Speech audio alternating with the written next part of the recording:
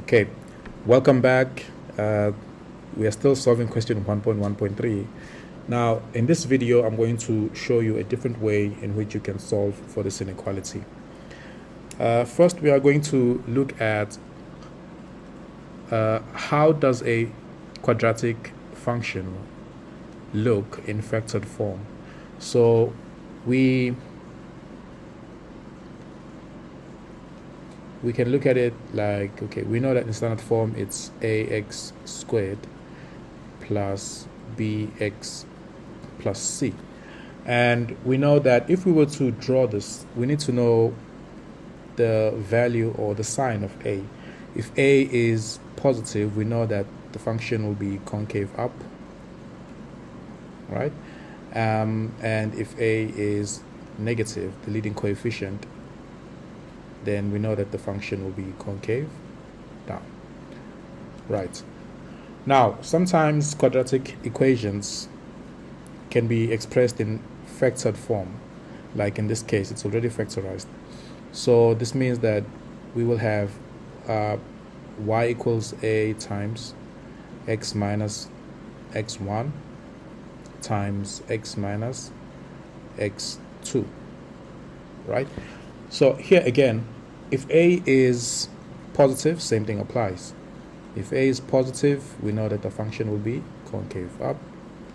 And if a is negative, then concave down.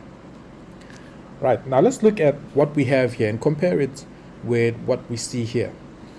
Now, in this case, we have 1 minus x times x plus 2. We can clearly see that the x is on the left-hand side in factored form, and in this particular question, it's on the right. So perhaps we can rewrite this so that it looks something similar to this. So what we need to do is factor out the negative 1, so that would be the negative 1 on the outside, and then we will have, okay, negative divided by negative will be positive x, positive divided by negative will be negative 1. So we only factorize from this bracket. So here we will have x plus 2 is less than 0. Okay, so here now we can see that the sign of a is negative. So we know that the function will be a concave down. All right, that's how our graph will look. So the important thing now is to find the critical values. So we found the critical values for this in the previous video, but let's do it again. So negative times x minus 1 times x plus 2, we will solve for the corresponding equation. Okay, so negative x minus 1 equals 0, or x plus 2 equals 0. Here we divide by negative on both sides, so we have x minus 1 equals 0. Add 1 on both sides, we get x is equal to positive 1. Here we subtract 2 on both sides, then we get x is equal to negative 2. Once again, we have our critical values. Then we draw our horizontal line, and then we put in our critical values. Smaller value on the left, negative 2, greater value on the right, which is 1. And then we use the shape.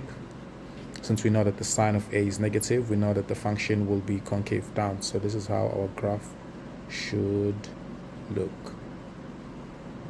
Okay. Now, how do we finalize our solution here? How do we know which values of x will satisfy the inequality? Now, this inequality is negative, less than 0. Now, this translates to the function being below the horizontal line, the x-axis, right?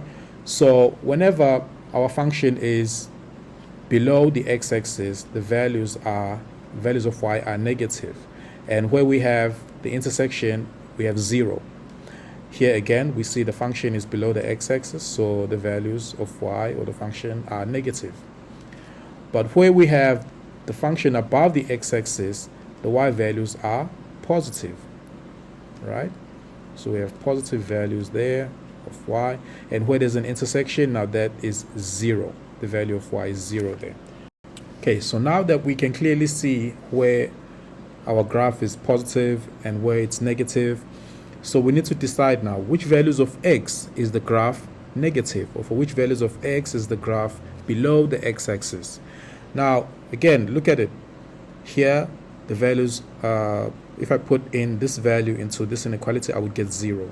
But immediately for values of x that are less than -2, the graph goes even farther below the x-axis, so it becomes more and more negative.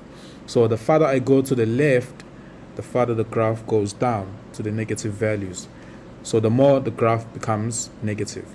But immediately after 2, values of x that are greater than 2, the graph is seen above the x-axis, and we see positive, positive, positive, and once it reaches 2, that is 0.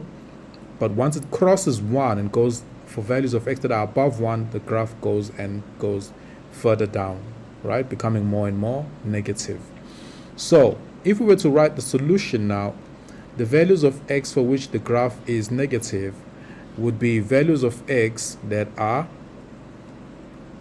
less than -2, or values of x that are greater than 1.